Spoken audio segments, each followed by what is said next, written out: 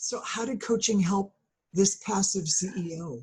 Okay, well, there was a lot of things, but I'll pull out two, and one of them was going deeply into his DISC assessment, because it pointed out where he naturally was more passive.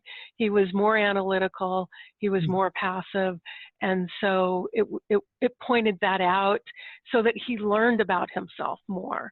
And he started asking his wife, he started asking people in the organization, is this true about me? Just having deeper thoughts around it. And the DISC can be a really great jumping off point to create actions and to identify behaviors to practice so that you stretch into being a little bit more of some of the other types so that you're not just the one type that you're tied to. Yeah, yeah. And what about his coach? Was the coach able to, I mean, I don't know if he was, but it sounds like he might have been an introvert. Yes. Yeah, introverted, and so that played into it as well. Extremely introverted, extremely analytical, and so the coach was able to ask him questions to help him understand his style more, and also understand that he needed to stretch into other places and create actions on how to do that. So that was one of the ways that we worked with him, and then there was another way, which was even more interesting. Yeah, are you going to tell me that one? Yes, yes. So he started to trust the coach more. You can imagine that somebody that is very analytical and introverted doesn't trust quickly. So over time, trust was built with the coach, and as the trust was built, they were able to go deeper. And they were actually able to find that there were some negative cognitions that his mother had instilled in him while he was young that were impacting some of his behavior as well. And so we found out that his mother had told him, don't trust anyone, and had told him that he was insignificant and incapable. And sometimes that happens in childhood, and if it's too deep and we can't chip away at it, we definitely refer out to a psychologist for this work. But and sometimes it's done in tandem.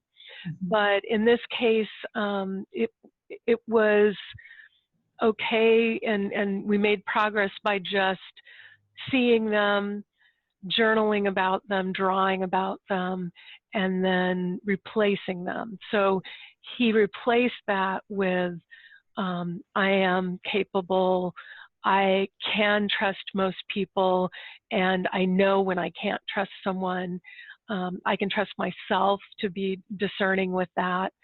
And he also came up with sort of a mantra of, being assertive means intervening in bad behavior.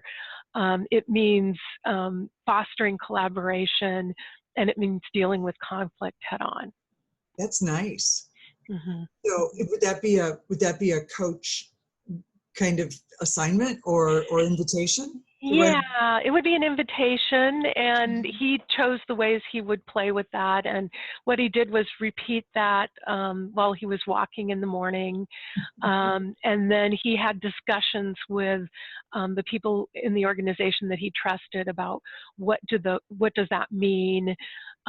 He wrote a leadership vision that included that, and he really stepped into that new leadership vision. And over time, he became quite a bit more assertive.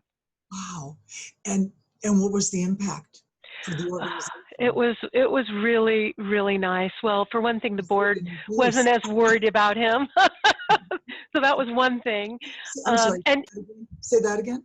The board wasn't as worried about him.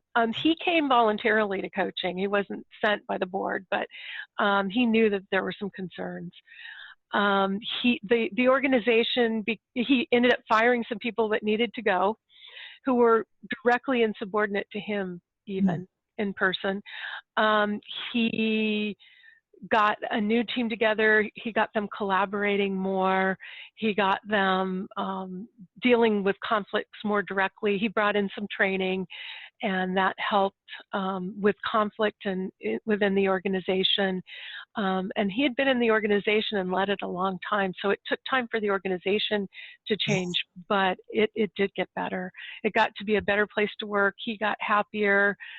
He got healthier, and their service scores started to go up. You know,